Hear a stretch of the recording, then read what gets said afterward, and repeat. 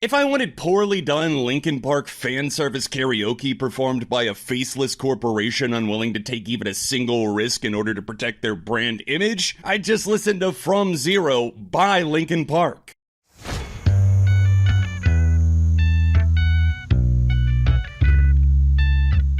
Hey neighbor, welcome back to Beyond ARTV. My name is John. It's time for a review of the 8th album, From Zero by Linkin Park. This is the band's comeback album, their first since their co-frontman, singer-screamer extraordinaire died by suicide in the summer of 2017, something that broke the heart of myself and millions of other fans. There had been rumors about Linkin Park attempting to make a comeback for a while. Mike Shinoda had been doing a lot of music and streaming, especially during the COVID lockdown, and a lot of people had asked about it, but it seemed like it was off the table, at least for the moment, as they put out reissues of both Hybrid Theory and Meteora. With that, we got new songs with Chester Bennington on vocals, ones that had been unearthed, including Friendly Fire from the One More Light sessions earlier this year. Not only is this Linkin Park's first album without Chester Bennington's iconic voice, it's also their first without drummer Rob Bordone, and also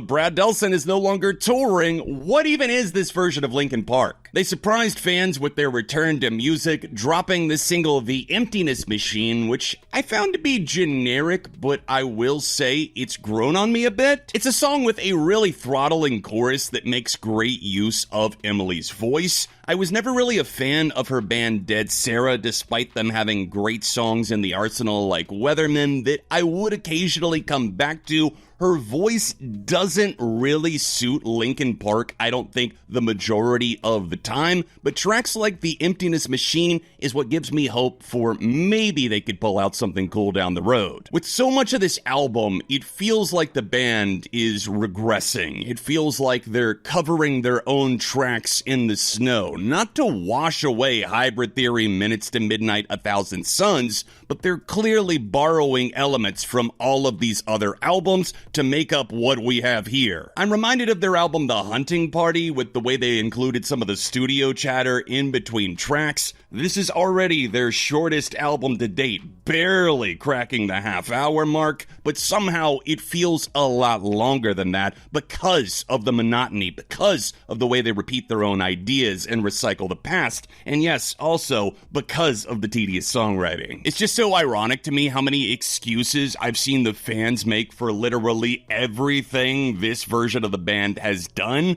when, to me, it doesn't feel like much more than a business move. I know why they're back. There's big money in Linkin Park. That has not been tapped in quite some time. The vein is ready for the cash to be infused. When I listen to a song like Overflow, I see the Linkin Park. I hear remnants of what I remember when they would get sonically adventurous and color outside of the lines. This is a band that you couldn't tie down. Outside of their first two records being linked musically, Minutes to Midnight, The Hunting Party, One More Light, all of these albums, what do they have in common other than them being Linkin Park? They all thought outside of the box. This is a band that for so long refused to make the same album twice, but now are making the same record 7 times over. Can we also talk about the other elephant in the room, Mike Shinoda? His performances on this album feel a bit checked out and very cheesy. I've been linking my park since before some of y'all whippersnappers were born, so you're gonna hear me out. I got the poster on the wall to prove it, okay? This is Mike Shinoda at his worst, at his cordiest, dropping bars about the band that make him seem so out of touch, it kind of cements exactly what I was trying to prove with him selling the NFTs and shit. Emily Armstrong screaming on this record is also so forced, it's painful. The screams on Casualty just make me get this feeling of death inside. I genuinely felt unsettled and borderline sick listening to this album because it does feel like she's trying to fill up Chester's shoes, but it's like he had clown shoes, those size 16s, and she's out here with the size 2s.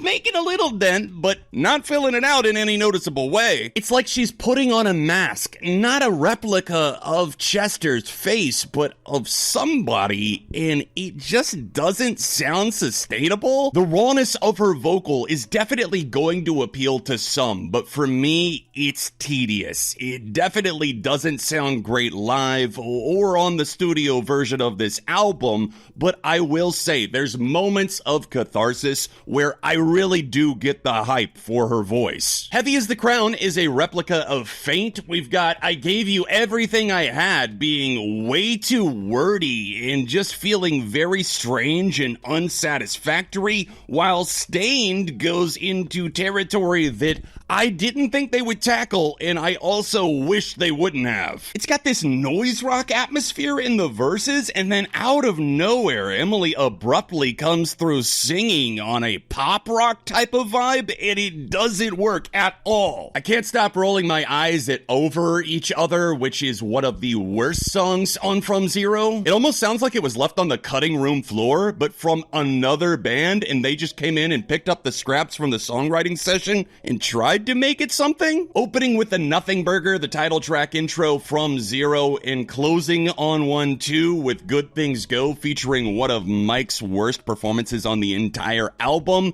It's certainly a choice, but it's not one that in any way sticks the landing. The heavier songs feel like reworked, much lesser than versions of what they put out many decades ago, and the more electronic, poppier, slower offerings just don't really hold much substance because the words feel empty. From Zero is the Emptiness Machine. It's what they're singing about, not realizing that it's what they've become. There's a few moments like Overflow and the Emptiness Machine where I genuinely do get some enjoyment out of them, even if it's a smaller version than what I would have hoped for, but then they flip it over to something like Two-Faced, and you've got Emily screaming like it's one step closer. Oh, I can't hear myself think!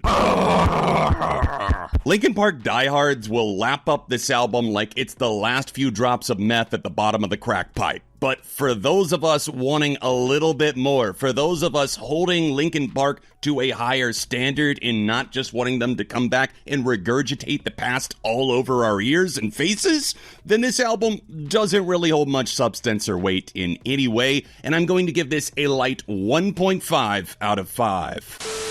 Guys, this is probably the last time that I'm going to review a Linkin Park album because this just isn't for me. It doesn't feel right without Chester. I realize that that's a personal preference, but it genuinely gives me the ick to even be listening to this. I wanted to cover it because morbid curiosity, 1. 2, I know a lot of you are curious to see what I would think about this album, but going forward, just given the Emily Armstrong situation, my huge disdain for Scientology and the cult itself, I just can't support this going forward, and I'm tapping out here. What did you guys think about From Zero? Obviously, my comments on the album are just my opinions. Be sure to hit that like button on your way out, and subscribe for the love of music. You can check out all of my Linkin Park content at the playlist on screen, and I'll see you soon on Beyond ARTV.